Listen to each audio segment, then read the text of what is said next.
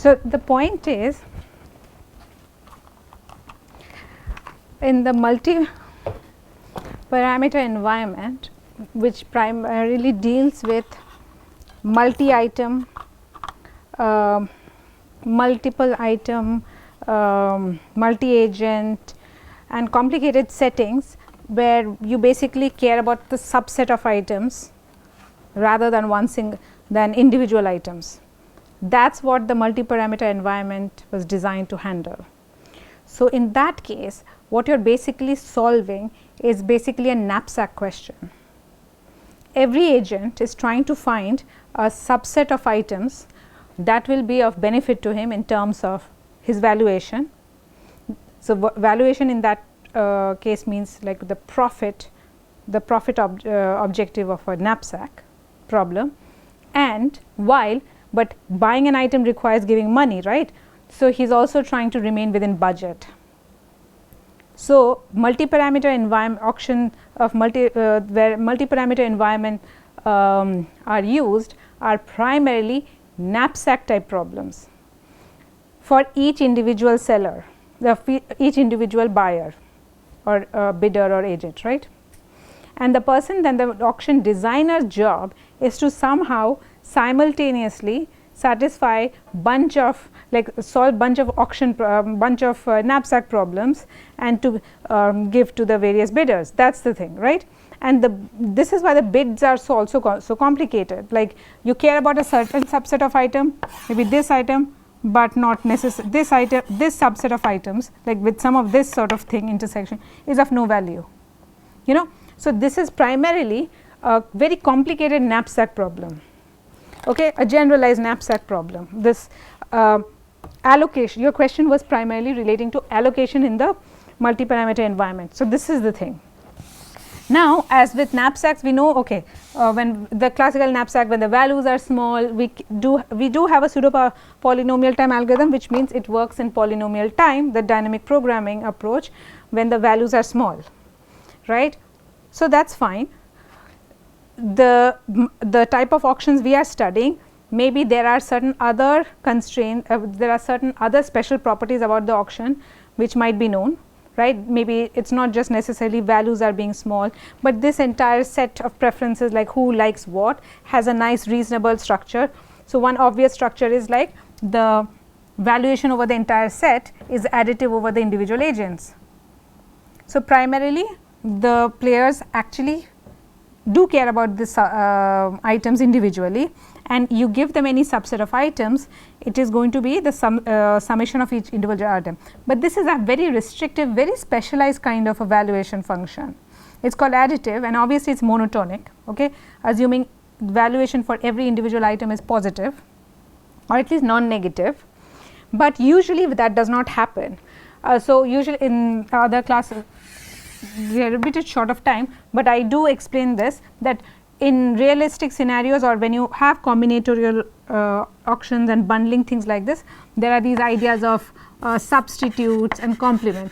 So, substitutes are primarily two items, okay, so that you do not really care about, you do not want both of the items in your bundle, you will take one or the other, okay. So, one substitutes for the other.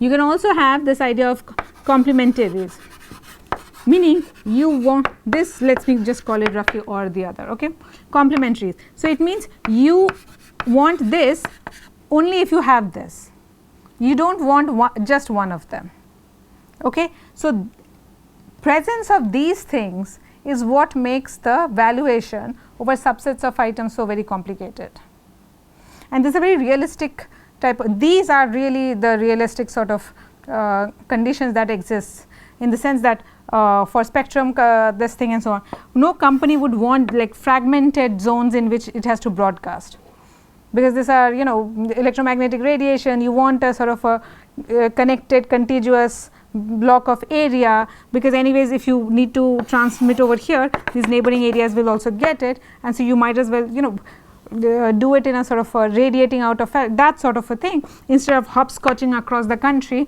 and giving. So, then that would require to place you know, the broadcasting towers all over the place, cost wise it would be much more than having the same amount of area, but all connected to each other. Okay. So, connectivity in that case is a necessary condition. In other types of auction scenarios, something else might be. So, also this, and this complementary is this idea that, let us say you do not want just these small markets, unless you also get a large market where there will be a lot of subscribers and customers and so on and so forth, because that is where you earn a profit. So, unless it is not profitable, you do not really want just scattered lots of small zones, unless you also get some large zones where, so that way it is complementaries. Substitutes would be, well, I do not want both of them, they are somehow exactly the same thing. So, some other item auctions, it is like you are buying a painting, maybe, okay, the paintings, there are sellers who specialize in a particular artist or an era and so on. So, but just imagine situation where two items exactly of the same kind are of no interest to you, you just want one or the other. Okay. So, this thing. So, these sorts of properties are very well known and widely studied in economics, and this is what makes these valuation functions over subsets of items complicated. Okay. And the two different agents, two different bidders need not look at them the same way. That is why your valuation and my valuation over the sets of subsets of items may not be same. Okay. So, this is the thing. So, ultimately it is basically solving a knapsack problem, where again the items do not have uniform value for like the items, meaning the things that are being sold. In knapsack what happens, the item has one profit and a cost value associated, right. Now, imagine different agents have different profit and cost value associated with each item. Yes, like it is like multi-agent generalized knapsack. A problem such as this can exist, but that is again more at least more difficult than the normal knapsack, which is hard enough, right. So, this is the point. Okay. So, you solve, if you can find any solution for this, that itself would be an allocation, how to assign people subsets of stuff. An assignment has to be the most reasonable requirement, the most basic feasibility requirement is they should be pairwise disjoint, because people can't share items. Okay. All right. So, today's objective is to talk about revenue maximization. Okay. Revenue maximizing auction. Now, what we have been looking at so far was, the American spelling is, it seems to have taken over everywhere. So, this is this. Here, let us just briefly visit this. So far, all we have talked about, be it Bayesian or BCG, is that we were talking about welfare maximization. We were trying to maximize this quantity, where xi is, let us say, an indicator variable 0 1, whether you get this item or not. Okay. And other thing depending on how many items are there and blah blah blah. Okay. This sort of a objective function we are trying to maximize. Okay. And I have said this already several times that this does not necessarily represent the profit or the money attained by the person who is selling the item. The thing that you bid, the amount of money you are willing to pay is not necessarily the price that is charged from you. We saw the best auctions are actually the one that Bayesian says is the DSIC auction, it always charges you something less. And yesterday we saw what is that less means.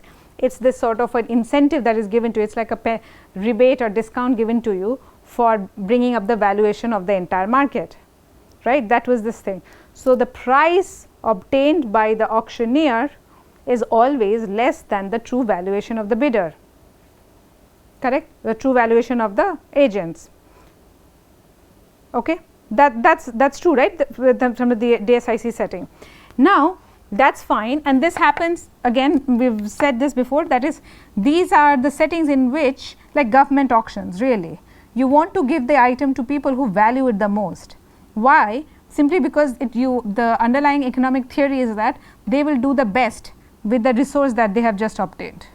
People who don't even care are not likely in a position to do the maximize the value, howsoever they will use it. Maybe they will sell it back to the market, they will provide a service, etc., etc. Okay, so that's the goal of welfare maximization. Now the question is, if it's purely a profit, so revenue is not a completely neglected sort of attribute. In spectrum auctions, because they are so profitable, after all, because the government does want to get back some money out of it, at least a percentage of the profit that the private companies will make, but that tends to be a secondary thing, because let us say broadband connection, television connectivity and all these sorts of things are like almost a public utility service at this point, and you want everybody in the country to have it.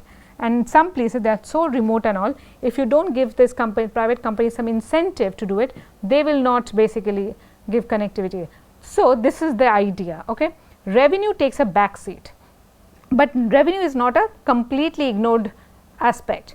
So we will today talk about revenue maximization and in what way does it differ from welfare maximization.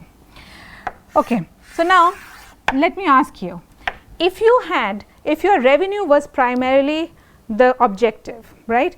You as a seller, suppose you have some family heirlooms, some really nice people do auction old furnitures and they are very valuable and as antiques and so on so forth, cars, people are collectors, there are people who collect these things and they are willing to pay a good price for it. In that case, you just want to maximize your revenue, right? What would happen? You go to a market, if you see that all the prices that people are willing to pay, if you just normally took it to a market, right, soliciting buyers and so on, if everybody was willing to pay a price that was strictly lower than what you expect for it, right, what you think the value of this is, you would not sell it, or if you sold it, it would be at a loss. So revenue would be negative. There is no revenue, negative revenue, right? No profit, which means negative revenue. So if we have a revenue, right, if so, notice something. So if revenue maximization was the goal, so let us say R is this thing. If you are using, let us say one item, one seller setting, okay, or rather one agent or bidder, whatever, yeah, not seller, one buyer or bidder, okay. How would you, if revenue maximization was the goal, how should you do it? What does common sense say? So suppose this buyer bidder comes to you, he says your price. So when you just have one buyer, you are not really bidding against anyone, you are just stating your buying price, right, that this is what I want. If that is B, let us say, if B is less than the posted price is the price decided by the seller, right, she is saying don't sell. And if B is greater than this posted price, then you basically sell, and what is your revenue? B basic. Okay, the point here is, okay, you sell it and the revenue is basically whatever the money they get, because right now you don't have anything, right? I mean, you just have this object and you are basically transferring the ownership to this, and in return you are getting money. So when you sell, the revenue is basically B, we say, okay. So it's revenue here basically defines the selling price of an object, okay, that's how I am defining it. This is why there is a difference between the way the word revenue used and the profit is used. So see, don't sell and therefore revenue is 0.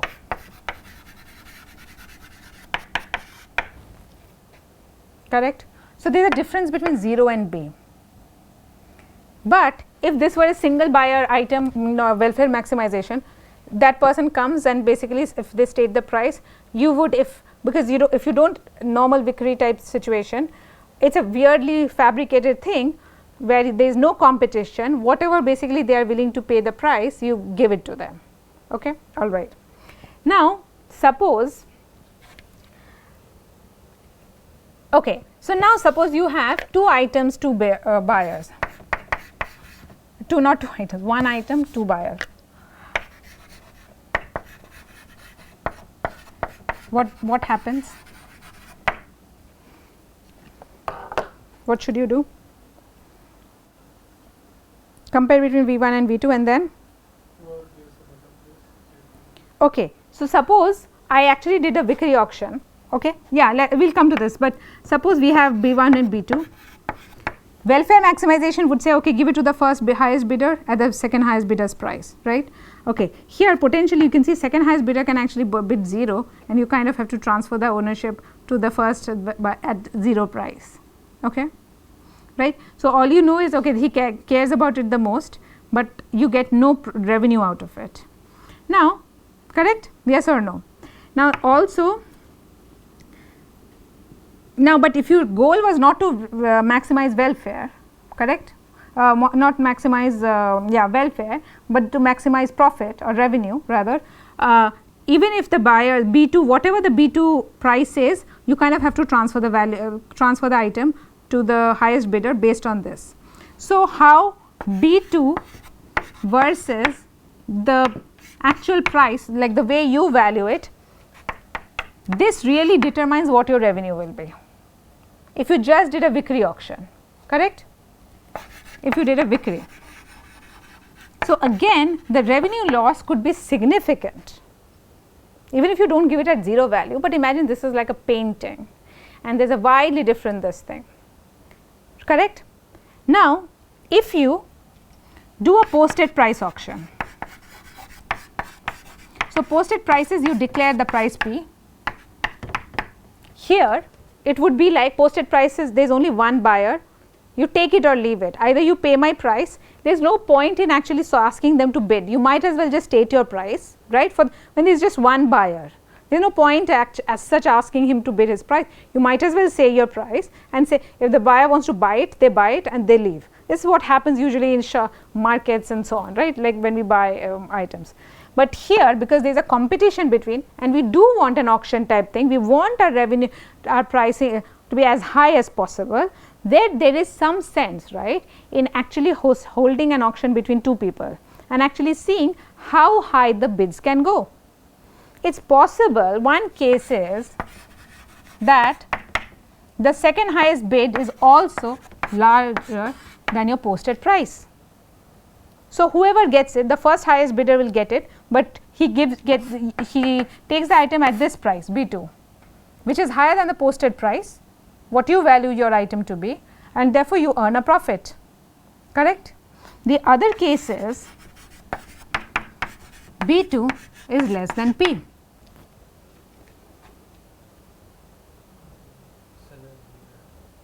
Yes, so seller need not sell it now, because why should you? You do want to maximize your revenue, right? Okay, do not sell.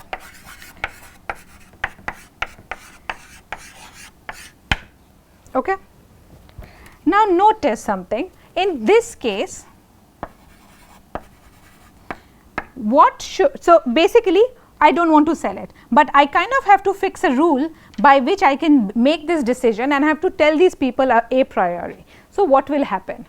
So, do you have like a suggestion as to how to hold, how to basically merge the world of Vickery auction and posted price? Seller kind of participates. How? The seller also has. Seller should be one of the buyers to raise the price.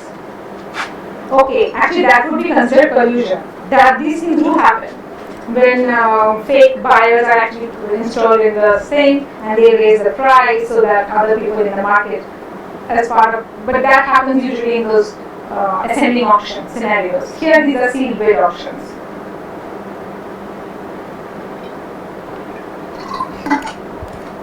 So the posted price, so when the person who is hosting the auction, he need not release the posted price P a priori, but he tells people that, that there is a posted price that has been kept separately, right, it has been locked. Usually the person who is the auction house and the person who is selling, they tend to be different, but that has been held. So, that is oftentimes called the reserve price, and when the bids are opened, okay, so the first buyer, highest buyer is the potential person who will get the first bidder, highest bidder is the potential person to get the item, but only if the second highest bid crosses the posted price.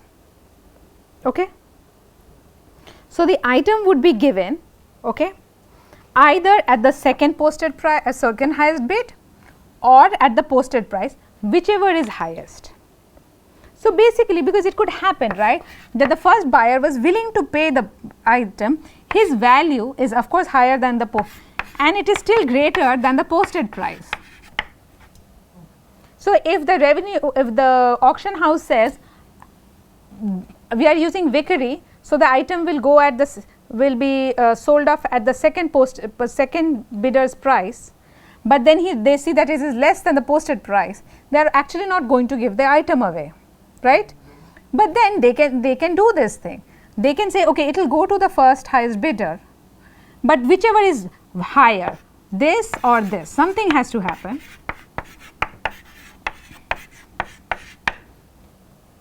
Because bidder can pay. Yeah, the bidder one is willing to pay higher than this, right. Posted prices, he declared his bid in his sealed bid, it was opened and seen that this is actually higher than the posted price. So, he can definitely get the item, but at what value he should get the item is the question. He cannot get it in the bid at the value of the second highest bidder, because that would be loss incurring for the seller, but because he is willing to. So, you basically increase. So, this is the price at which the item goes. Yes, and in this case this is the price at which the item goes. Okay. This is what is Vickery auction with second price auction with a reserve price. All right. Now, notice something. Is it clear? Okay. Now, notice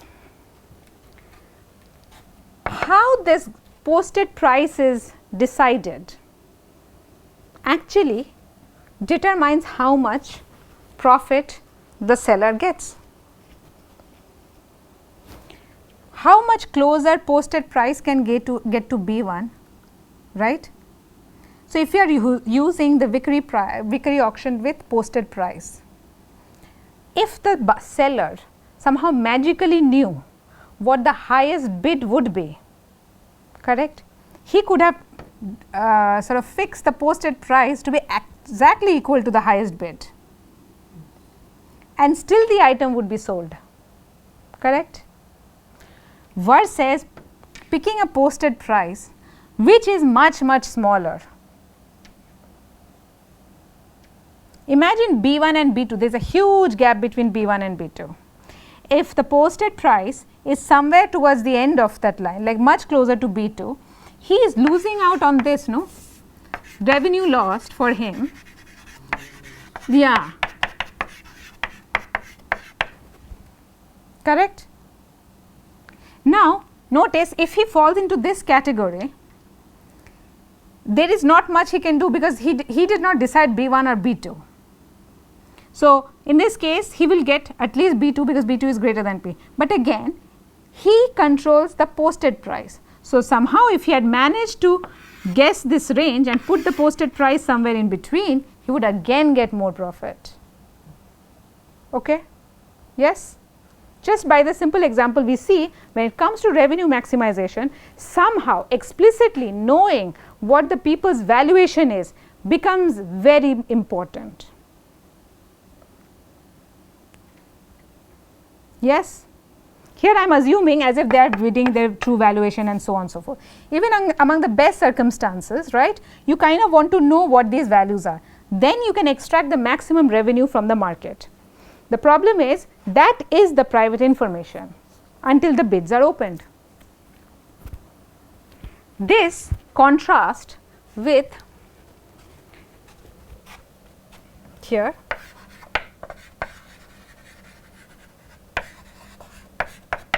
you lost is basically B1 minus B2, right, this thing. So, he could have played something here and so on. Okay. Sorry, B1 this thing. So, the point is, now contrast this with the beautiful guarantee, the strong sort of almost surprising actually, but still we have it. So, we might as well use it.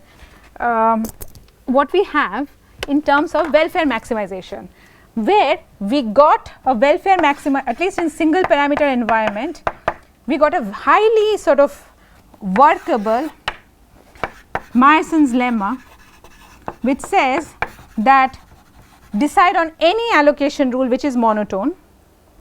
There exists a unique and precisely specifiable pricing function by which together you will get a DSIC auction, and that will be, because it is DSIC auction, you will get a welfare maximizing objective without actually explicitly knowing those VI values, correct. And even for multi-parameter environment, we do have VCG. Now, VCG may not be very practical in implementation, but at least there exists a theoretical description of a scheme by which we can get welfare maximization, correct, without again knowing the true valuations, right. So, this is doable without knowing the V. So, Vi is a single value when it is a single parameter, it is a vector when it is a multi-parameter environment. Okay. So, okay. Not possible requires, like if your job was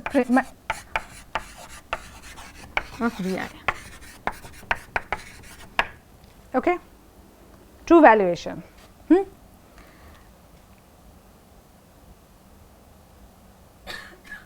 Okay. So then what is it? So, this is why our analysis of what the guarantees we get in the revenue maximizing situation tends to be under a lot of caveats. Okay.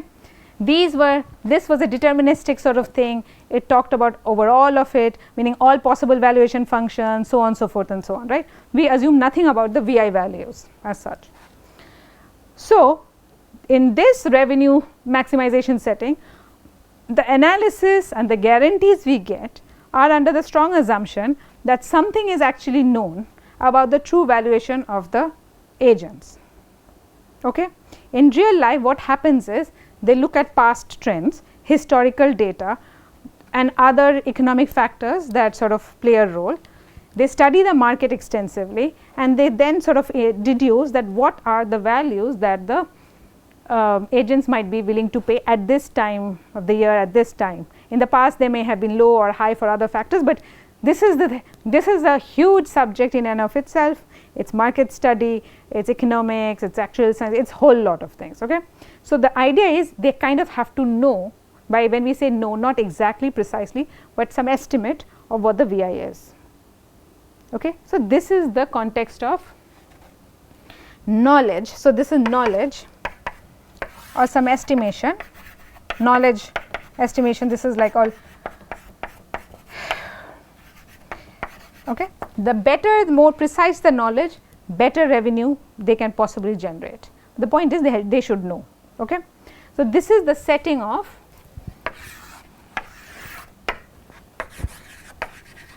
Bayesian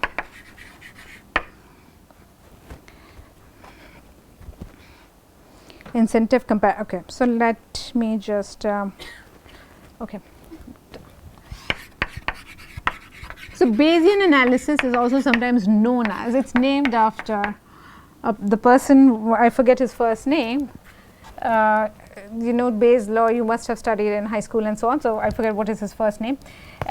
So, he basically analyzed some of the basic probabilistic scenarios in which now form the framework on which a whole lot of probability theory stands. So, this is named in his honor. Okay. So, I mean it is not that he invented this framework, but it just named in his honor. Okay. So, it is kind of hard to Bayesian analysis. So, what do we know here? Okay. Bayesian analysis also known as average case analysis.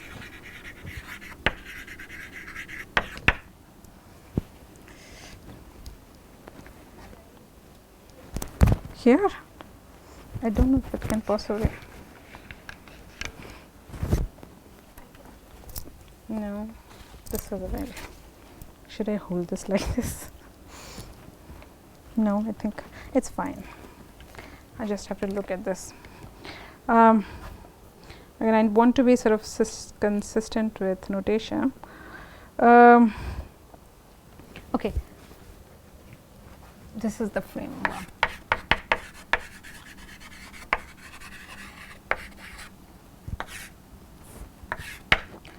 So, each agent draws his private valuation PV, let us say VI, from a distribution FI. Okay? This is the first and foremost.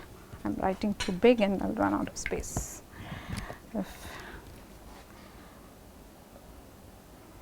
Okay. So capital FI is a distribution. So, corresponding to capital FI, so you know how to interpret capital FI, let me just write the notation here. So, when we say FI is Z, so we are drawing from variable, let us say between the interval 0 1. It does not have to be 0 1, it can be a comma b, but it is sort of F. This is basically probability that x is a random variable is between x to z, it does not exceed z, and this is expressed by the probability density function Fix dx, x going from the range 0 to z. Okay? These are fairly standard definition and setup of continuous probability. I will not use anything particularly complicated. The reason we write it this way, sometimes it is necessary. This is Fi is I believe it is called cumulative density function. It is basically saying expressing the probability that this random variable takes the value in the range 0 to z. So, if this is not 0, it is a, this will become, instead of 0 it will become a, and so on and so forth. And this is the probability density function. Okay. So, for uniform probability Fix is 1. Okay. And let us just say f. Okay. Here I does not exist, and this implies capital X, do you know what this is equal to? It is just basic integration is equal to x. Okay. So, this is we will primarily be using uniform probability, nothing more, a little bit more abstract maybe, but okay. Just at least keep this in mind. Okay. I will keep this. Okay. So, this is this. Also, here the range, okay, this range defined over 0 to some fixed value V max. It is like the highest private valuation any agent can have. Okay. So, this value is sort of capped at V max, over there it is like 1, but okay, you can have something else, and this is this. Okay. So, this we just sort of take for it is just a notational thing. Okay. Is that okay? All right. So, this is sort of said, this has the word, do you recall what do you think this word would be? We saw the word in when we were doing discrete probability. This is called the support. Well, this is from which the Fi takes its values. Okay. All right. So, now why did I do this? How do you think this will actually help the designers to design auction, or to analyze the auction, and so on and so forth, and people who are participating in the auction to also understand what to do? How is this helping the problem that we just now stated, that we need to have some knowledge of the private valuation? In the Bayesian setting,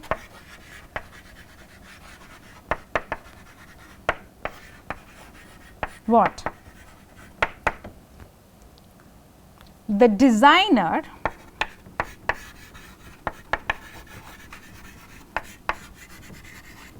knows this. This is how the knowledge of this hopefully gives him enough tools to design or to derive or arrive at the correct posted price that will maximize the revenue. That is the knowledge that we are assuming that they have. I do not have exact knowledge of VI, because it is like, see, agents might know it, but I do not know I am not a mind reader. So, I do not know what the agents want, but looking at historical data, user behavior and all those sorts of things, I can sort of infer that this is the range in which the value is likely to be. And maybe if it is uniform, like all values are equally likely, then we have uniform distribution. If I have more sort of precise, finer knowledge of which values are more likely, right, then I can devise a probability distribution based reflecting that fact. Yes, the people who are designing, people who are hosting the auction, they sort of know this, the distribution from which the valuation will be derived. Okay. This is what is called as the Bayesian setting. Okay. Those of you who, I am moving a bit at a steadier clip. So, guys, those of you who are listening in, please stop and ask whatever you want. Okay. All right. So,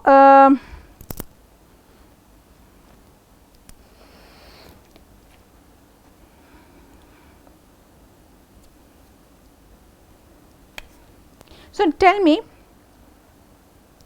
in a DSIC setting, a DSIC setting is one where, again, the origin, let us just take a step backwards. The DSIC setting that we were looking at when we were doing welfare maximization, the principles still hold. The object is to guarantee that if you bid truthfully, you cannot have negative utility and your welfare will be maximized. Okay. Now, here is another thing. In this case, if you say, if I say, like, maybe if my goal is to maximize my revenue, why am I again caring about maximizing the welfare of the participants or of the market?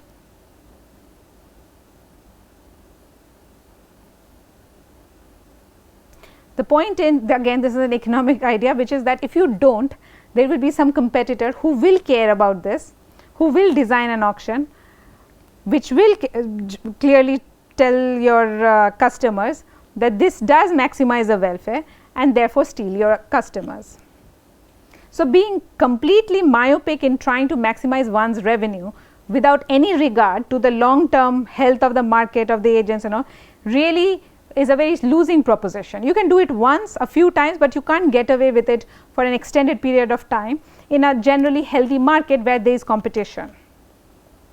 See, competition is good in large part because over here what did this person actually have? This person, it was just like you take it or leave it type of thing, right? You pay more than posted price, I give you, otherwise I do not give you, correct? All right. In fact, so here at least there is a possibility, oh, I erased this thing. So, there is a possibility that even this agent could have gotten much more than the posted price if B2 had been larger than the posted price. Okay. So, competition in that way is good, and one way to ensure that lot of people participate in your market is somehow to give them good guarantees. And the DSIC mechanism is basically a good guarantee for the customers that your welfare is going to be, this is a no regret way of participating, bid truthfully. You know that there is nothing else you could have done that would have maximized your welfare, and that participating, whether you win or lose, you do not get negative utility. That is the individually rational this thing. So, these are the two criteria that we get in welfare maximization, and we want to preserve that here as well, right? Because just as we said, maximizing revenue is, that is all, should not be the only thing. Why can't we have DSIC and revenue maximization? Okay. So, DSIC, individually rational. By the way, there is something to note here. Roughgarden's book, he treats DSIC, the term, as containing the DSIC that we are talking about, as well as individually rational. That is not necessarily what happens in other books, and the other books will also make, and there is another thing that I am not saying, this non-positive transfer, where there is like no money going to be paid to this thing sort of thing.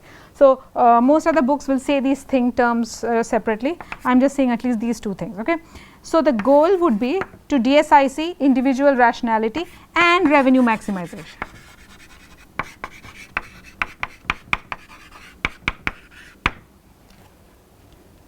Okay.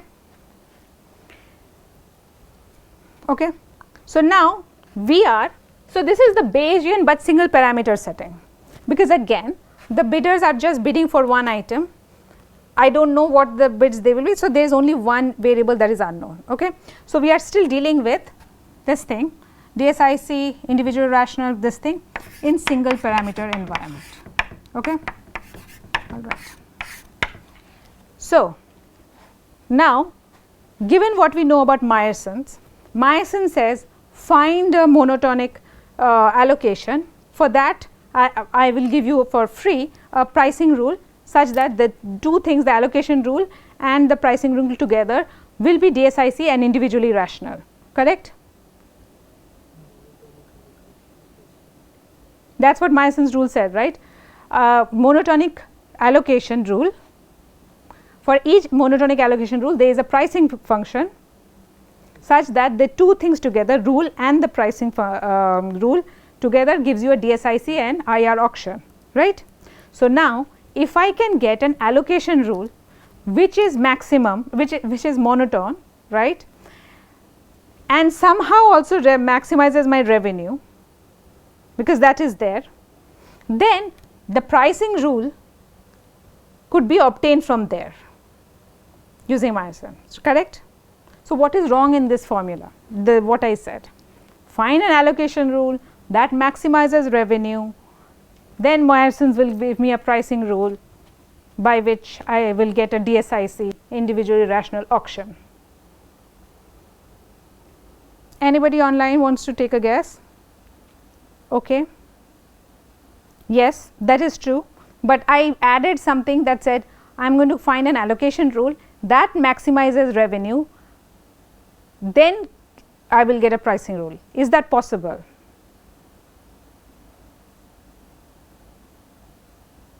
Notice the way I charge the price is the revenue I am earning. So, I need Meyerson to somehow give me a revenue maximizing pricing rule. That is the problem. I can't have I can't say I am going to find an allocation rule that maximizes revenue, and from there I am going to use the Meyerson's rule to give me a pricing rule, correct, because it is a pricing rule that earns a revenue.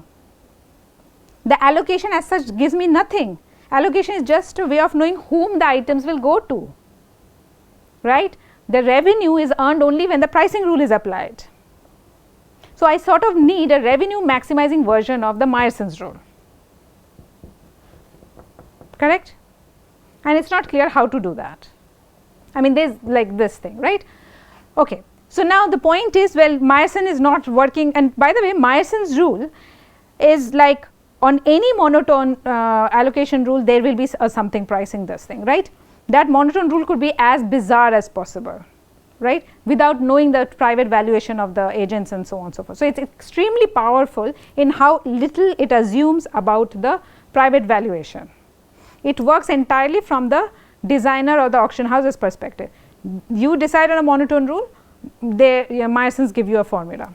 Here we at least have this knowledge of this sort of a, this is called sometimes called a prior, that you have a prior information, it comes from the fact that you have some prior information about the private valuation of the agents. Okay.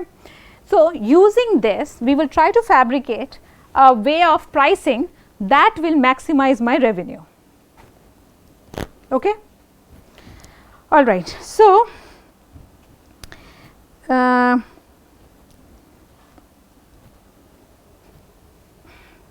okay, in this case, if single item, single buyer, what is the expected revenue in the Bayesian setting? So, you know this one buyer's prior is F. what is the expected revenue? So basically you know what the private valuation is using this density function f, not density function, this is the distribution, okay. Density function is f as the small f. So you know the private distribution, you know the distribution, and from there the private valuation is going to be sampled. So the private valuation is actually a random variable, correct. So can I give a closed form for this expression for the revenue? What is P? Posted. No, but I don't know what the posted price is. That is the okay. So for saying all of these things, why am I assuming that I know this? This basically, this distribution, this prior distribution, which tells me the private valuation of the agents, will basically allow the auction house to feasibly find a proper posted price. Here we were working without any knowledge. It was almost like a guess. Having this information basically tells you, at least in a random probabilistic way, what is your expected revenue. So if your whatever your expected revenue is, right, you may as well at least put your posted price to be that. If everybody truthfully bids, what would be your expected revenue? You know that your posted price can at least be this, right. If I put it much less, maybe I will get lot less because of this thing, right, that they will end up paying lot less. So the point about using this is to actually come up derive a proper posted price that can then be used, okay, because without posted price there is no guarantee of any revenue. There is no guarantee this, and it is horrible to have a design where there are no guarantee. You are like just participating in the market without knowing anything, okay. So what should be the expected revenue here? So R is the reserve price, or is the, so let us say the we can think of it in this way, like tell me. the the posted price, whatever Yeah. we have, you call this R, right? Okay. Yes. Yes. So like we can just take the revenue of the sale and multiply with the probability of. Okay, very good. Yes. So you put the posted price. This is would be the value revenue obtained. But the question is the valuation of those people.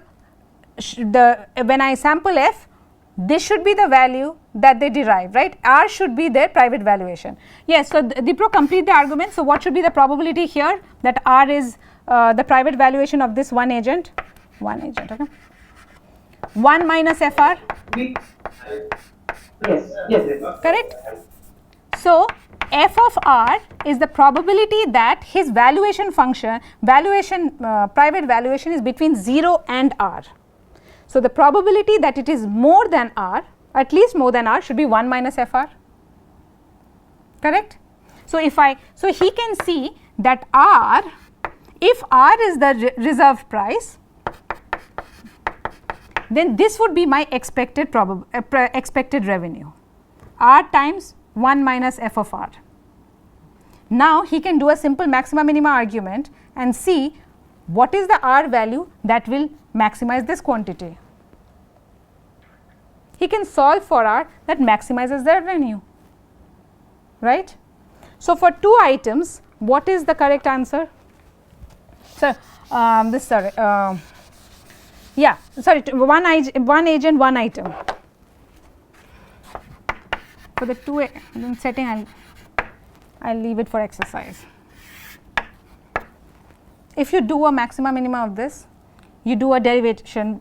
This is what we do, right. Again, I am using a small g. G of R is this function 1 minus f of R. You can assume, let us say, f of R is uniform. If f of R is uniform, what is it? R times 1 minus R. I am writing too big, wasting space.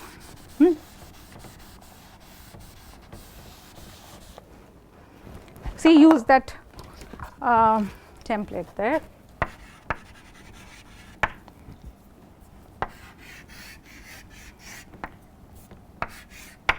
Uniform distribution. F of R is exactly R. So this expression becomes R times 1 this is maximized when r is equal to half. Okay. Work out what happens when you have this situation, 2 agents, 1 item. Okay.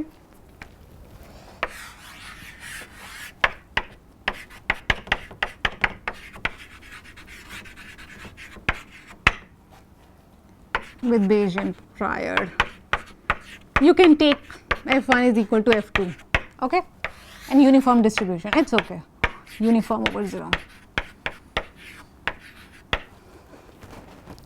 Okay, all right. So there is a sort of a prescriptive way in which I could sort of do revenue maximization if I could sort of generalize this to multiple agents, right. This was for just one agent,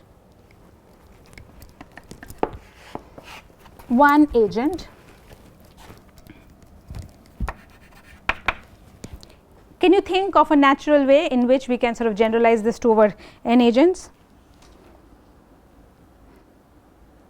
Okay, I want to ask you some question, okay. Without posted price, try to find and so 2 agents, Bayesian prior, this is known, okay. Find expected revenue, this is the question, okay. Use 2 settings, one is Vickery with posted price, the other one is without posted price, okay. There is not enough space to write without posted price and Vickery with posted price, and let us see what is the difference, okay. Let us see what posted price does. Does it actually allow us to give an improvement with or without it, okay. Okay. So, this over here when we were discussing, we were saying in the worst case this can happen, like you get absolutely no profit and so on, right. But here we have some knowledge of what the this is, so the person can estimate what his price is and so on, and the more importantly the point is this is the absolute worst case when I do not know like the worst possible distribution in which he can lose out revenue. Here you have uniform distribution, so there is some guarantee, okay. All right. So let us see. Now the point is what we will show is this idea, okay. So I asked you also for 1 agent, 2 agents, if we can do this, why can't I generalize this idea across n agents, and in the expectation, in the realm of expectation, this is a very natural idea, because I can look at the price, the pricing principle is it's the price that they pay is the revenue I collect, right. So the revenue is intrinsically related to the price. So the summation of the price, the total price I collect from the market is the revenue I get, whether there is 1 item or k items. If there is 1 item, only one person pays, others do not pay anything. So the price that they pay is 0. That is the other way of saying. If there are multiple items, k items, then k individuals pay price and n minus k do not. But either way, the total price paid by those agents is what I collect as revenue, right. So if I think about each individual as having this, so there is being a random variable associated with the price I pay, summation of those random variable would be the summation of the revenue I take, correct. So thinking about price paid by agents is my revenue means whatever the seller's revenue, right. My goal is maximize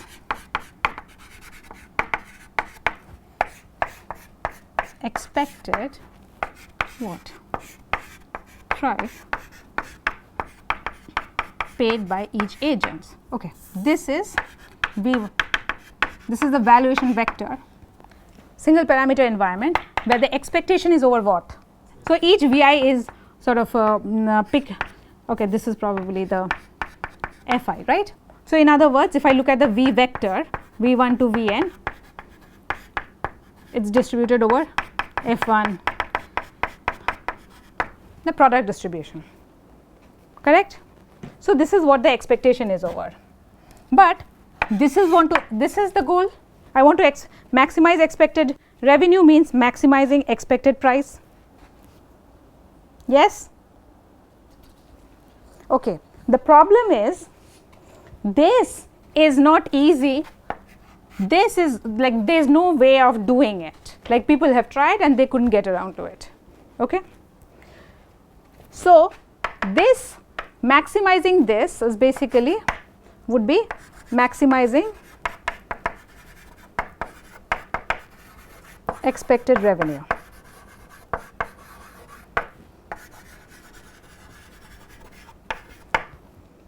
Right, and I have already said that we want the DSIC and individually rational this thing, because that incentivizes the agents also, right, that okay, you are also thinking about this thing. So, I need a pricing value that somehow maximizes this, and I have no tools such as Meyerson's and so on to do this. So, basically defining this would be to sort of fabricate a pricing rule from out of nowhere such that this goal is this. So, what we do is the following. Now, okay, how am I doing time? Okay. Not bad.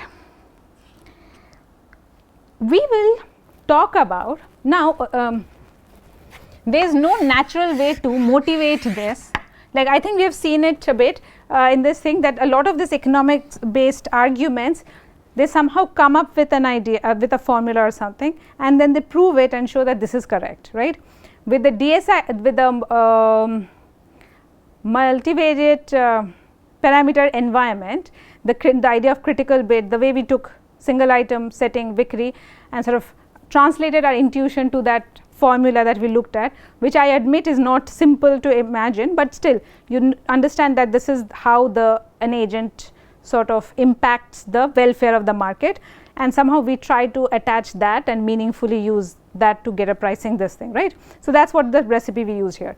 Here we will use something similar, except that there is no natural motivation to tell you what this object is that we will do, but I will tell you what that is, and we will sort of explain try to convince ourselves after the fact that what is actually happening, okay.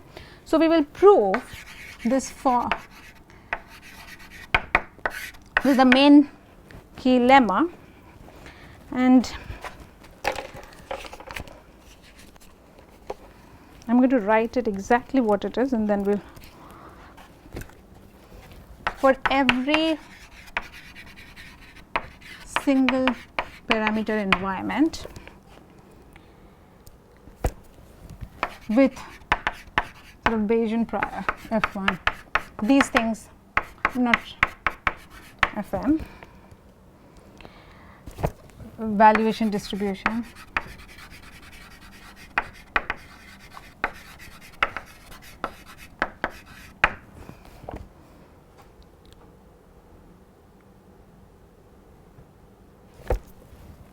every DSIC mechanism, I might as well call it an auction. So, this is again an auction rule, this is again a price, okay.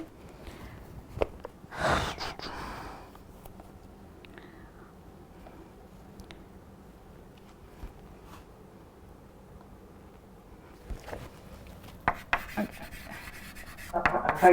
Yes. I'm sorry to interrupt. I just want to request the camera to be moved to the right side of both the. Okay. Sorry, right and.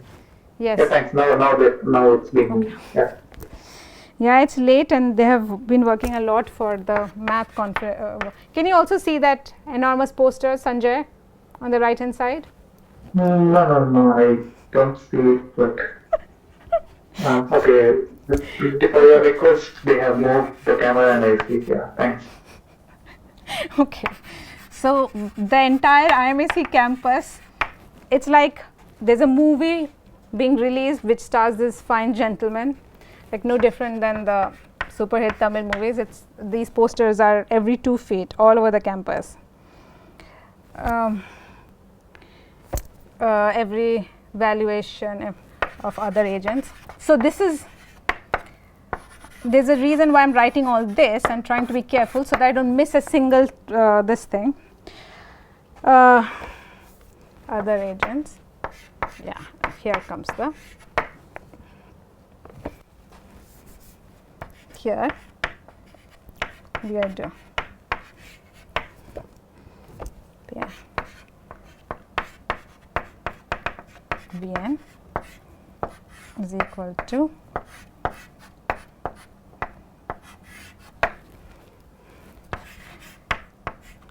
phi Vi x I V. So, let me call this is like, okay.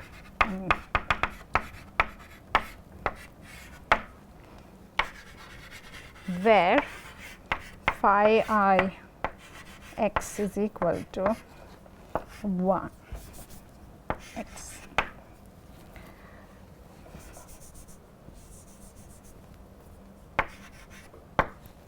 minus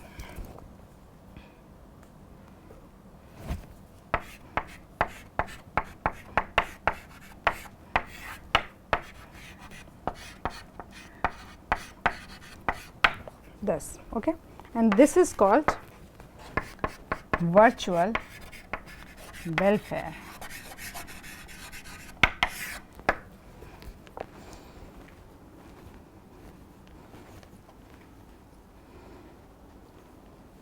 Okay. So, let us just look at this. For every single parameter environment with F1, F2, Fn as a valuation distribution for the n agents, every DSIC mechanism with allocation rule x and p, and every agent I, for each and every agent I, and for every valuation v minus I of the other agents, we have this guarantee that the expected revenue you collect from agent I, when his value Vi has been drawn, see each agent is just drawing his own private valuation, right, it has no control over what the others are doing. So, he is drawing Vi from his distribution Fi, okay. The expected price is equal to expected this quantity. This quantity is this phi I Vi, this Vi is this valuation of this agent I, times the amount of stuff agent I gets under this allocation rule x, okay. And this formula, this expression phi I Vi is basically this, it is Vi, okay, maybe I will just write Vi only so that I can neatly interpret, is this. This is what we call the virtual welfare. The actual welfare maximization would be to put just Vi here, correct, that is what we were doing in the previous welfare maximization setting. How much, what is how you value and how much stuff you get, whether you, if you do not get anything, this is becoming 0, if you get something, this is non-zero, and then the private valuation comes into effect. Here this is a perturbed quantity, Vi minus something, okay, and this minus something is an expression written in terms of the distribution 1 minus Vi. So, what is 1 minus Fi Vi? Is the probability that the valuation is something, the value it draws is something great, at least as much as Vi, correct. So, it might be sort of weird to process, Vi is the private valuation and we are saying that what is the distribution that the valuation drawn is more than greater than equal to Vi, but if I were to read it syntactically, that is what this would be, and this is a probability density function, okay. Now, this is some quantity, this might be a bit unwieldy and peculiarly behaving quantity for very arbitrary distribution function cap Fi or density function small fi, like if you specify one you get the other and so on, they are both basically saying the same one to the other. So, for an arbitrary function this thing probability distribution, this is can be a peculiar object, but for uniform distributions what can you say? So, okay, just a minute. So, I hope it is clear, right, that what this expression is and how we derive it, that is a secondary that is a separate matter, but are you able to at least parse this expression, all of you? The people over Zoom also, I hope that you are able to parse this expression, right. Okay. So, now suppose if Fi is again uniform, okay, distribution, what happens then? Fi Vi is exactly equal to Vi, correct? And small Fi Vi is what? 1. I mean, this is the definition of uniform distribution. See, uniform distribution, the small effect is the density function is 1, and this why this is, it comes from measure theory. It's like that every point in this 0 1 range, every point has a non-zero probability of being sampled. So, I mean, that's the abstract idea, but that's the point, right, equally likely. So, anyways, so this is what it is. So, this together gives me the phi I Vi to be what? Vi minus 1 minus Vi divided by 1, correct. So, this is 2 of Vi minus 1, okay, uniform over 0 1. Let me write it, okay. Yes. So, in this case, notice this virtual welfare quantity can actually be negative. For some values of Vi, this can actually be negative. Take Vi that is less than half. Anything that is less than half will be negative, right? But what is the maximum value? 1, because if Vi takes the value 1, this will be at most 1, correct. So, anyways, this expression is always at most what? Vi, but it can be negative also, correct. Now, welfare was never negative, virtual welfare can be negative. Sorry, private valuation, like we are using this quantity phi I Vi to be a stand-in instead of valuation, right. When we do valuation maximization, you just have the expression Vi times the allocation for the agent I. So, the Vi, it is a private, it is a positive value. It could be a 0 value, but it is never negative. The problem, one of the things that we noticed how virtual valuation is different is that it could actually be negative, okay. So, something to keep in mind, and I will just write here can be negative, okay. Suppose I have this is talking about agent by agent, every DSIC, just get hold of a DSIC mechanism, okay. You get hold of every DSIC mechanism, then for every agent and every valuation, expected price is equal to the expected virtual welfare, okay. So, I am going to call this virtual welfare.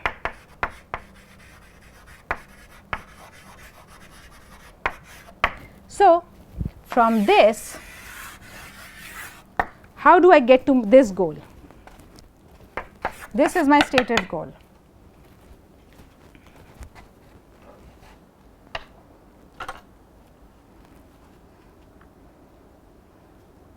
Again, we are using linearity. When you are using expectation, if you do not know anything, cannot argue, always good to think where can I use linearity of expectation. Does it actually make meaning? What would be its physical interpretation of it, like what would it mean, and then if it means something sensible, can I use it? What? If I use linearity of expectation on this thing, can't you infer what you will actually get? If I do a summation of all the PIs, I am treating each of the PI as a random variable, right. So, total revenue would be, total expected revenue would be what? E of summation of the PIs, correct. So, let me write it as a corollary. Sorry? Yes, each of the, look, all the ingredients are here. He is saying no matter what all the other agents are doing, what valuation they have sampled from their distribution, from this agent's perspective, this is the expected profit you get. So across all the agents, the expected revenue you collect would be for every any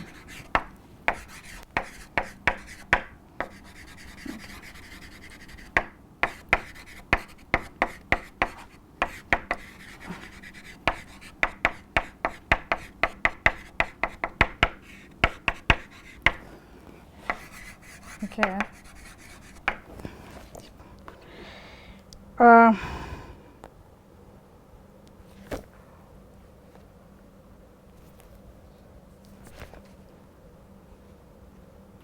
Yeah, okay, so it's slightly, the language is different, but it's okay. I think it's not going to cause a problem. So I'm going to write this as this to show that this is equal to, what do you think this right hand side should be? It's the most obvious thing, just take summation of wealth.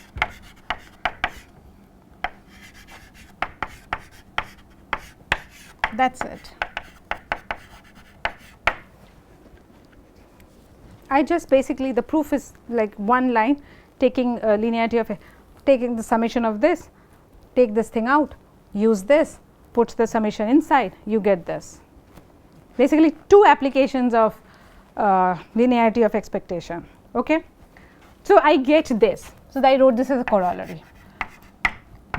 What does this allow me to infer as far as my main objective, which is to do this? Sanjay? Yes. Okay, no, I thought you were gone. Okay. The internet is okay, right? I mean, Yeah. okay, fine. So tell me, what does this tell me in terms of the main goal that I wanted, that I have in mind? This is just a formula, so Which is at most summation. I want to maximize expectation. I want to maximize expected revenue while having DSIC and IR. Okay, I am going to write, this is why IR, I should always write IR and DSIC. Okay, this is why I do not want to copy. He says, when he says DSIC, what he means is DSIC and IR, but we have been making a distinction, so we might as well continue. Okay, all right. So this proof, okay, we will see how much we can, this is basically just a calculus proof. It is very similar to the picture proof for sort of piecewise constant function that we did there. This would just be a continuous version of that. So it uses integration by parts, like rather straightforward, but we will try to get to this, but let us see how we can use this machinery to get to the objective we want. So you have this, if assuming we have this, this follows straight away as a corollary. Using this, how do I get that? It says for any DSIC mechanism, if you find a DSIC mechanism defined over these Bayesian priors, right, this valuation functions, valuation distributions, the expected revenue you collect, this is the total expected revenue, right, across all the agents, right.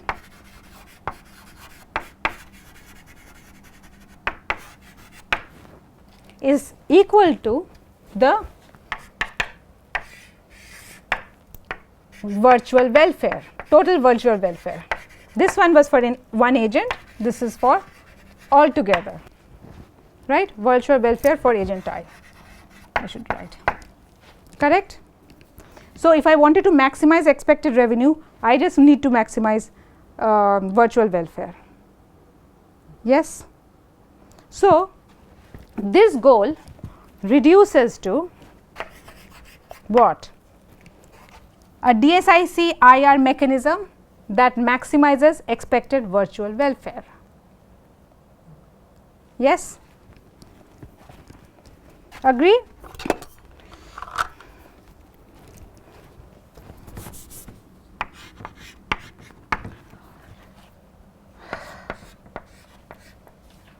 Because this revenue maximization over single this thing is coming from this DSIC IR maximizes I am going to write VW, okay, virtual welfare, correct. Maximizes I should say expected, this is not revenue maximize, expected revenue maximization, but yeah, good. Oh yeah, maximizes expected virtual welfare. Okay, all right. So now tell me, what do I have to do to maximize virtual welfare? So the whole thing now is now coming to a question which is we have seen similar before, which was welfare maximization, except over here it's virtual welfare. Okay. So to do this, what do I do?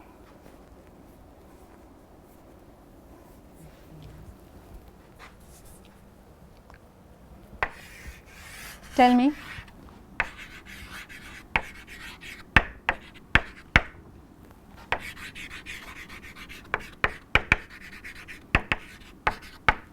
See, as a designer, again, we always think in terms of how can I design the auction rules in a way that will satisfy as many good properties as I want, as I possible, right?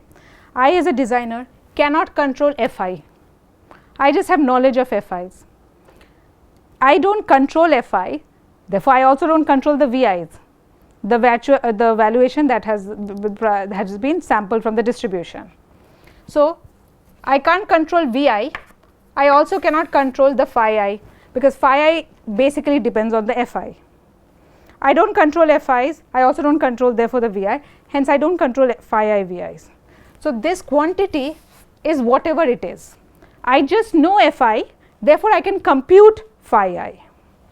I have a knowledge, there is a big difference between having a knowledge of something versus controlling it. So the only thing I control is this Xi's. That's the point. Correct? Okay.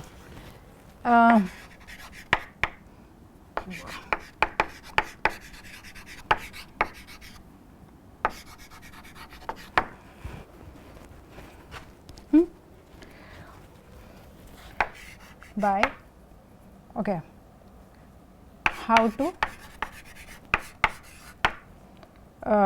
define. So basically the goal is to do this, again comes down to how to define the xi for a given valuation function, this thing valuation vector that has been sampled from the FIs, right. Okay. So any idea how we can do this? I mean, I am just asking you all to think aloud with me to see whether this sort of thing makes sense, nothing else. I mean, okay. So let's sort of this thing. I could use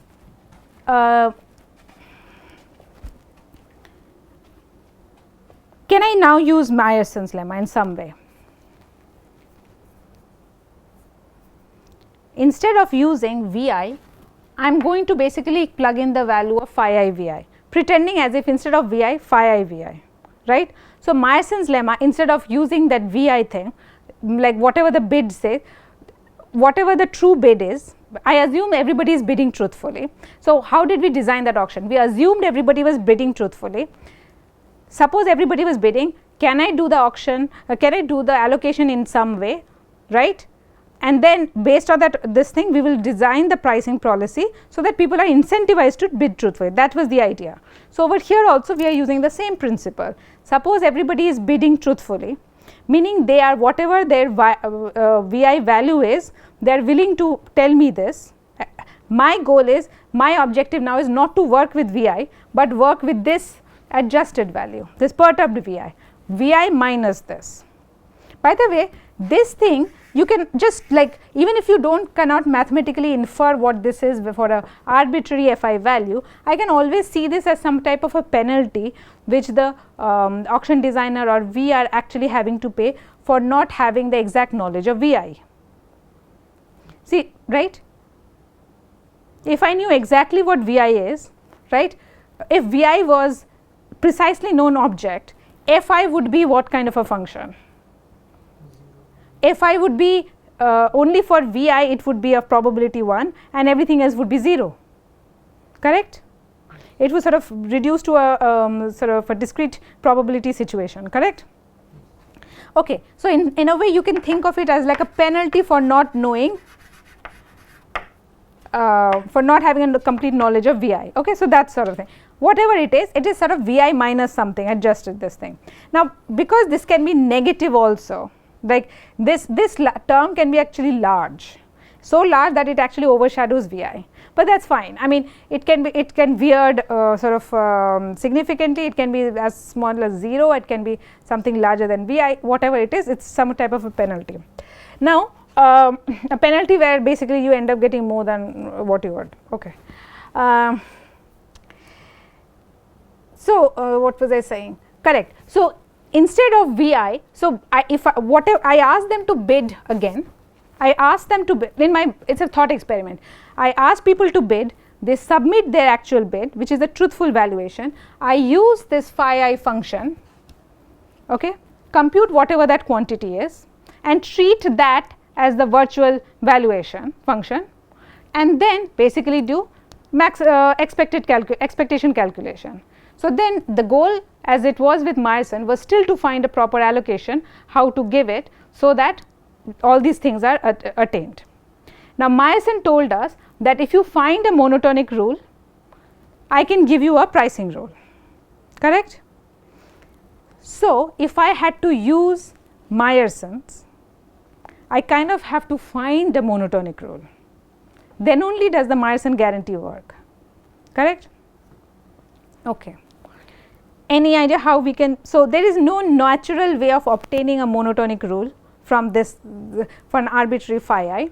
So, what we do is, the guarantees that will work now work only for the case when this phi I itself is a non-decreasing function. Okay. So, these functions have a special name, regular or normal, what is it called? I forgot. Regular distribution. Okay, yeah. So, okay, let me just write it here.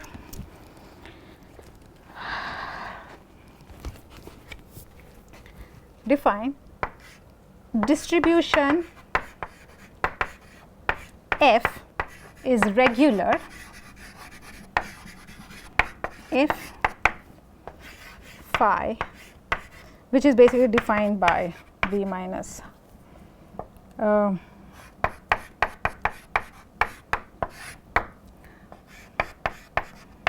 V is non-decreasing.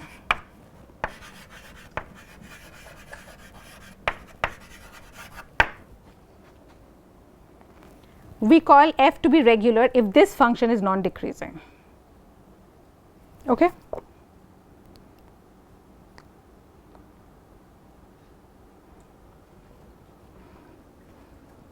Now, we talked about welfare maximization. I find a solution that maximizes this quantity. So, f is for, I need some more space now, write it here. What would this be? It would be a solution x, which is arg max of what? Let us call it x hat, okay. All possible. So, remember this capital X from 2 weeks ago, 1 week ago, it is the feasible allocations, capital X's, that maximizes phi I, Vi, Xi, V, okay, where of course, so x and x of f is defined with respect. Hello? Yes. Sorry to interrupt again. Could you please move the camera towards the board? Thank you. It's confusing. Okay. Whatever this is some well defined object. This is some quantity, and I can find an allocation x, right? And I wrote it this way because we are this vi's are taken from f and so on and so forth, right? Okay. So okay, this is for a given valuation private for. So this is a lot of saying like this is f1. So people are drawing their distribution from the FIs, their respective FIs, using that V. If I knew it, right, I can compute this quantity, and then I could find I could find the X, the value, the allocation that maximizes this quantity. So this is analogous to what we saw yesterday, right? Where what were we doing? We were finding that omega star. Over all possible feasible allocation, I found one that maximizes the valuation, right? Over there we were talking about bits, but that's what we were doing yesterday. That was also Yes, yes. It's basically just that allocation that will maximize this quantity. Okay, to know this quantity, suppose I knew all these values that are being plugged in this virtual welfare, this valuation vector and individual valuation, all this thing was given, then this object existed. Okay, this is like it's a mathematically defined object. I'm not saying I'm explicitly finding it, but this object is well defined. Okay, so then the question is, if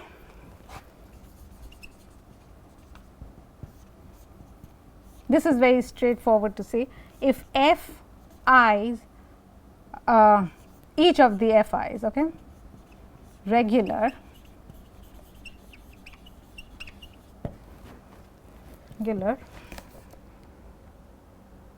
okay, and of course you have to use some type of a consistent tie breaking. So there could be multiple values. This is kind of implicit. There could be multiple allocations that maximize. So okay, the point is, if over here when you are when both agents could actually receive an item, okay, it's sort of this thing, you somehow tie break in a consistent manner in favor of one person. Using that, when the best valuation, like the maximizing argmax of this emerges, for that we can say that it is welfare maximization. Okay, so if this is our regular, this is an important consistent tie breaking. Like use some ordering on lexicographically ordering of the agents maybe, and so on. Breaking.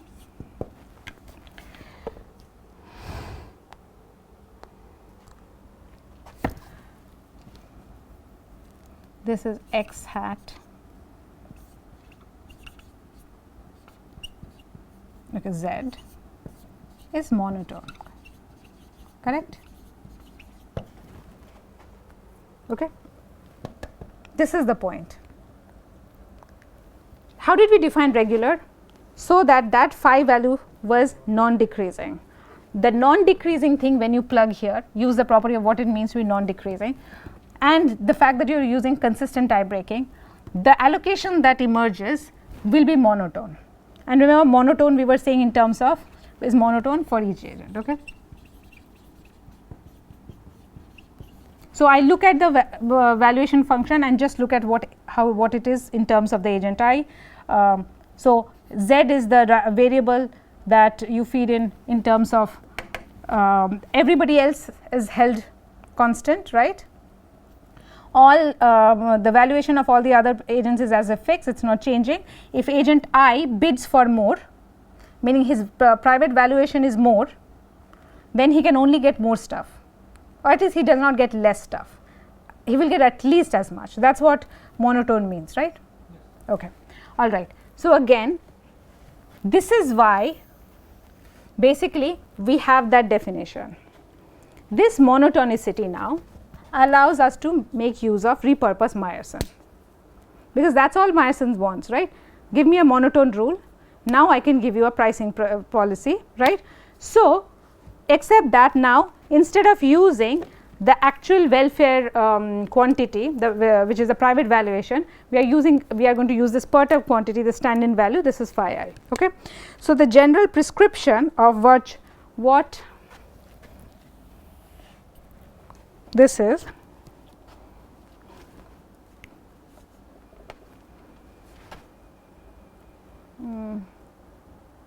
okay, wait a minute, I want to write.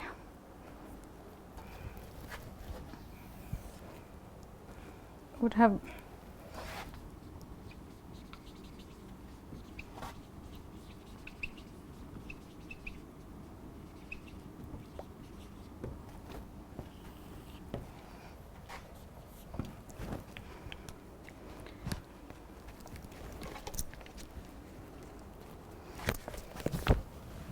for each. So, people are bidding BI, okay. So, you assume they are bidding truthfully, and then again we sort of, the pricing policy basically does the rest. So, we assume that they are actually bidding whatever truthfully. VI define, so I already said this, there is no reason to write it maybe. So, the assumption is each VI is drawn from FI, okay, and I is an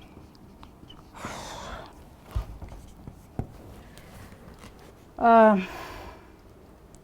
Okay, sorry, choose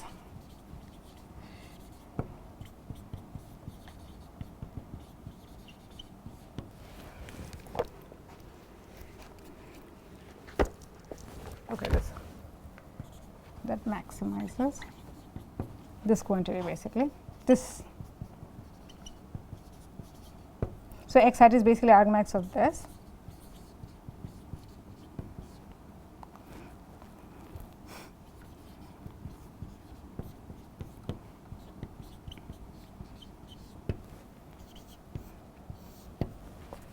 Now, what do we do? Use Meyerson's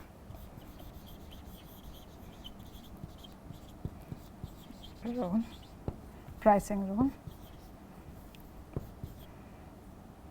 sorry, lemma.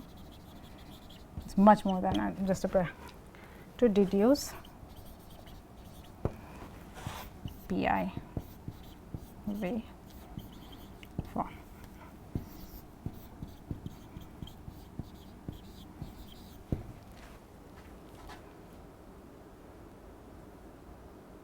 This is entirely according to Meyerson's template, right? Because Meyerson said give me any monotonic allocation rule, I will give you an appropriate pricing rule. Who gave us a monotonic allocation rule? Well, actually nobody, but we are only interested in talking about distributions where this phi I is actually a monotonic, is a non-decreasing function, and by that claim we know if it is non-decreasing, the allocation, this particular allocation rule, right, the one that just maximizes this value, will be automatically monotonic, and that is what on which, that is the one on which we apply Meyerson's. Okay. All right. So, what does this theorem then tell us? Now, so what do we have it? So, the sort of the correctness of this. So, this procedure, by the correctness of Meyerson's lemma, we know this would be this above when all distributions are regular. The welfare maximizing, virtual welfare maximizing allocation rule is implementable, meaning it has a pricing policy that makes it DSIC, and that is basically given by the Meyerson's rule. So, when all this the corresponding, okay.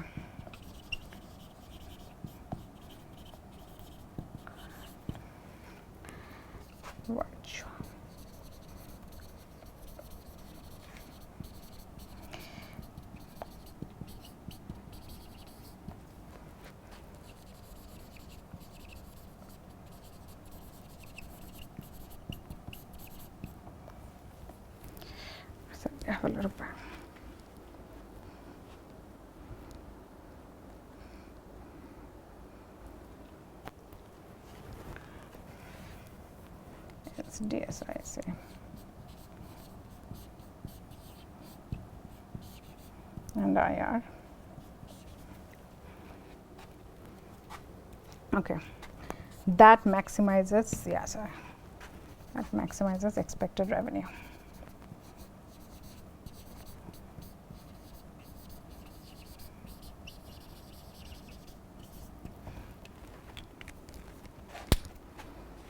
Okay, correct? So then what is this okay? Okay, all right. So now actually we have gone over this thing, but okay, those of you who are here, so what is actually left is, are we done?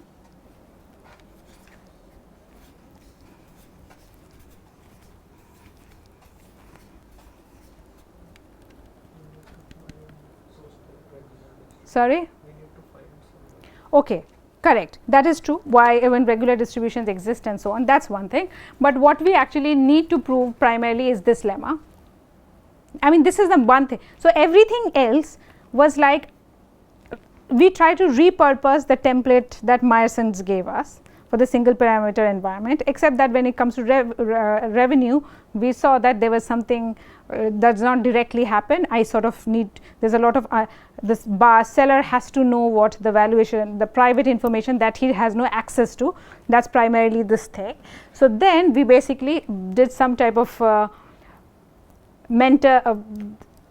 mysterious calculation was done, let us put it, and arrived at this formula, right, because maximizing this, where do I find this pricing rule? I have no idea, right, but the connection, that the fact that this is the same thing. So, this I wanted to maximize, and the fact that each of the components of this thing, right, each of this PI is related, it looks very similar in a way to what we were doing before, except this adjustment is the thing that is unknown. Everything else falls in the template that we have seen before, right. We saw this, we wrote it, that suppose this is true, then from this one follows just by using linearity of expectation. This is true for the revenue you get from each agent. So, the revenue you get across all agents, there could be multiple items also in the single parameter environment, right, when there are k items and so on. In that case, and everybody gets at most one item, that kind of a situation, then we saw this holds directly from this. Now, this, the question is how I have no control over this phi I. I only, as an auction designer, I can only sort of control what xi is, but no matter how I create xi, I cannot use Meyerson's unless, right, this allocation rule xi itself is monotonic, correct? That was the point. Now, to make this allocation rule monotonic, we have a simple description of creating even an allocation rule, right. There are multiple ways of assigning objects to things. There is one particular way we have been using all throughout. Vickery is also a welfare, it's sort of a welfare maximizing rule, in the sense that you are giving it to the bidder who is bidding the highest. There is only one item. When we use sponsored search, we had k items and we gave it to the k top bidders, correct? That was the goal. We are always giving it to the highest bidder. That is a natural welfare maximizing principle, except here we are not working with welfare, we are working with this object called virtual welfare. So, we could use the virtual welfare as a stand-in object instead of the actual welfare, for which we have we do not have an access to, right, the precise knowledge of. The issue would be, given the weirdness of this formula, this actually could become a negative quantity. So, therefore, we only focus our attention or our analysis towards only where this is sort of a well behaved object, right. This is where we can use our template, is what I am saying. And to use our template, we basically reverse engineered a definition, which is that if this is non-decreasing function, then that welfare that's thing where you give basically to the highest bidders, highest virtual bidders over here in this case, right, the items, that becomes monotonic, right. This becomes monotonic by this claim or a lemma. It's a straightforward thing, but okay, lemma 2, right. So, then our template falls well within this. The point is, for this to be monotone, we need this property about this phi I function, but phi I will in general not be non-decreasing. We only identify, because phi depends very much on the distribution function, we identify a necessary property about the distribution function that makes this monotonic, makes the allocation rule monotonic. To make the allocation rule monotonic, we need this to be non-decreasing. Therefore, the distribution that makes this non-decreasing is the one that we are looking at, which is what we call a regular distribution. So, it's this definition is completely reverse engineered, correct? All right.